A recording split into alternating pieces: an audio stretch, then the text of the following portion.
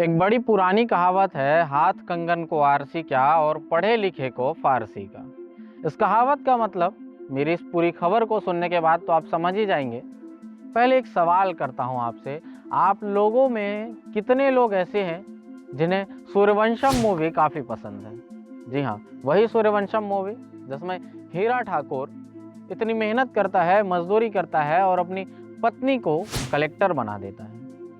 और कलेक्टर बनने के बाद पत्नी हीरा ठाकुर को छोड़ती नहीं है, बल्कि उसका साथ निभाती है और हीरा ठाकुर को भी एक सफल उद्योगपति बनाकर रख देती है। और उसके बाद दोनों खुशी खुशी अपना जीवन यापन करते हैं। ये तो हो गई रियल लाइफ की बात, लेकिन रियल लाइफ में ये कहानी परफेक्ट नहीं बैठती गुरु।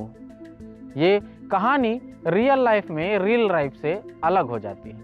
नमस्कार, सादर प्रणाम, गोपाल मिश्रा नाम है हमारा और आपका अपना चैनल टुडे विल आई देखना शुरू कर चुके हैं आप। हीरा ठाकुर की तरह कई ऐसे पति होते हैं, कई ऐसे व्यक्ति होते हैं जो दिन रात एक करके मेहनत करते हैं और उस मेहनत से अपनी पत्नी को सफलता के मुकाम तक पहुंचा देते हैं। लेकिन होता क्या है, बदले में उन्हें मिलता क्या है?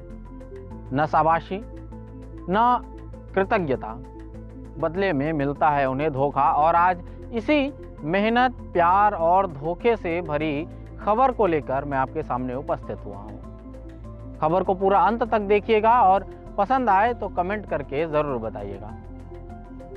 यूपी का एक इलाका है हापुड़ और उसका एक गांव है हुसैनपुर, जहां गुलशन कुमार नाम का युवक रहता था। गुलशन कुमार आर्मी में जाने के लिए तैयारी कर रहा था और उसी तैयारी के दौरान ग्राउंड पर जाता था और दौड़ा भागी किया करता था, फिजिकल ट्रेनिंग की तैयारी करता था। और इसी तैयारी के दौरान उसकी मुलाकात हुई एक लड़की से जिसका नाम था पायल रानी। और दोनों साथ में दौड़ते थे, प्रैक्टिस किया करते थे और साथ में रहने के कारण दोनों के बीच बातचीत बढ़ी, मुलाकातों का दौर शुरू हुआ और धीरे धीरे ये जो दौर है ये प्रेम प्रसंग में बदल गया।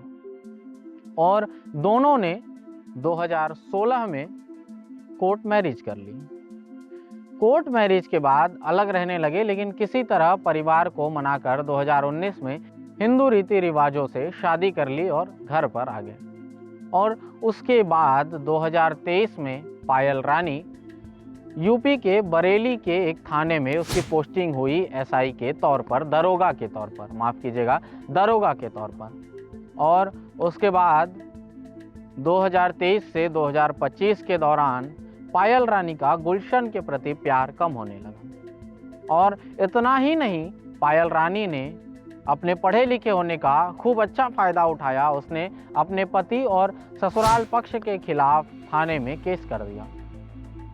ससुराल पक्ष के खिलाफ ये केस कर दिया कि मुझ पर दहेज का दबाव बनाया जा रहा है, कार और 10 लाख रुपए नगद मांगे जा रहे हैं और मुझे इतना नहीं देने पर प्रताड़ित किया जा रहा है शारीरिक और मानसिक रूप से। और इतना ही नहीं, तेजाब से जलाकर मारने की धमकी भी दी जा रही है।